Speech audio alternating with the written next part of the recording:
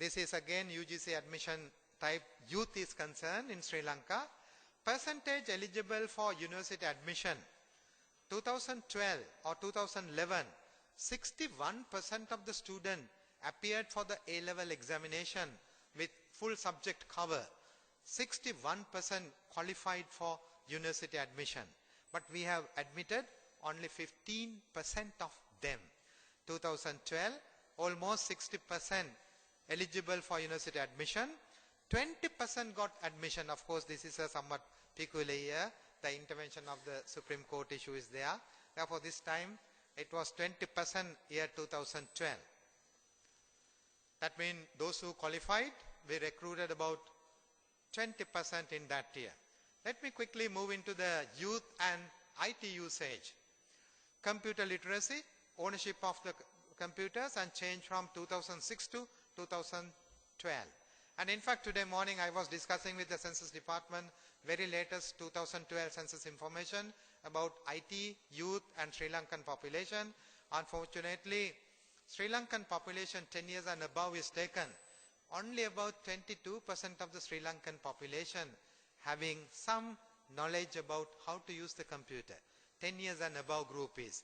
But youth are concerned, that is 15 to 29 group is concerned. National level, almost 65% of the youth now capable of handling a computer. And it is about, at national level, 10% of the youth is having a computer at their home or can have access to computer with smartphones or tabs or any other facilities. But mobile phones, national level, 61% of the youth do have access to mobile phones. Of course, by 2010, 2011, these figures would have increased slightly. We are observing latest figures coming from the 2012 population census. However, Sri Lankan youth are concerned, they are more geared towards the information technology, but their health is not very good. Say about 7% of the teenage pregnancies, if you take 100 pregnancies, 7% is coming from the teenagers and highest in the estate sector. And very importantly, 50%, less than 50% is knowledgeable on the sexual and reproductive health issues. The scientific knowledge is missing.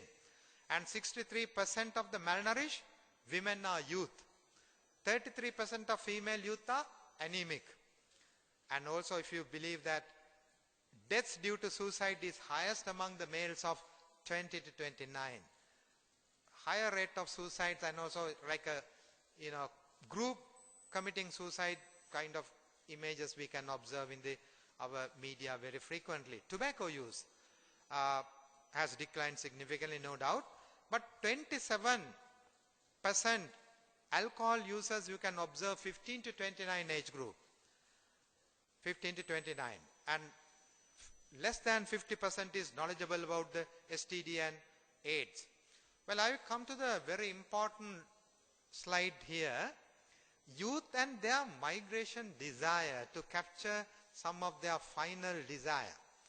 We had conducted a survey in 2010 and tried to find out their desire about what to do after completion of their education. Unfortunately, 51% of the youth decide to migrate for work for some other country.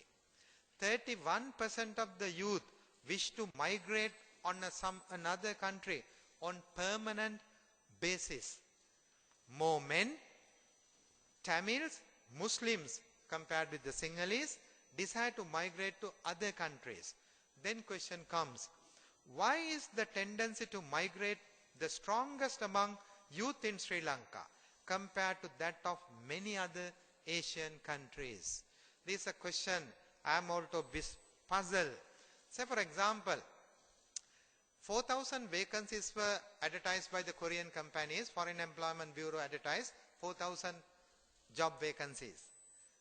Over 80,000 youth queued to get the application. And also I know some of the organizations that there was only one vacancy card, a position advertised. More than 60,000 people applied for that particular post. Therefore, this particular desire is very serious, I would say. The youth, perhaps they are not trusting much our local systems very well.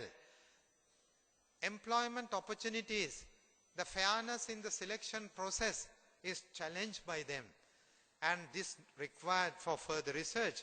However, youth is the future of the country. Therefore, we need to look at their issues and problems, sexual and reproductive health problems, educational problems, IT issues, higher education, vocational education, all other areas. Therefore, having said, Sri Lanka is far away with so many, like Singapore and South Korea, like demographic dividend, youth bulge is there. But we are facing number of psychological problems and also number of development related problems. Therefore, to conclude what I said, well, we are experiencing youth bulge. Very rarely countries achieve that particular status. Demographic environment is conducive for economic takeoff, like South Korea, Singapore. Presently, lowest level of dependency prevails. The takeoff could provide sustainable benefits to all segments of the population, including youth. If this particular point, if we can push our economy into higher orbit, the youth will also get the benefit. But as a demographer, I would like to highlight another thing. If we late further, the population aging will come up with a very serious level. Therefore, once the population aging is very serious, youth will find greater difficulty to look after their own parents and their grandparents, and there are so many other economic, social related problems. Therefore, demographic dividend alone would not sufficient enough for economic takeoff. Demographic dividend window of opportunity is not sufficient unless education, knowledge economy, healthy environment, productivity, good savings and productivity need to be assured. Youth, it is an opportunity that should not be missed. If we missed, we are going to embark with the turbulence era, where it will be extremely difficult for us to move into the development. Therefore, rapid development is quite possible right now. Need to act as soon as possible. Thank you very much.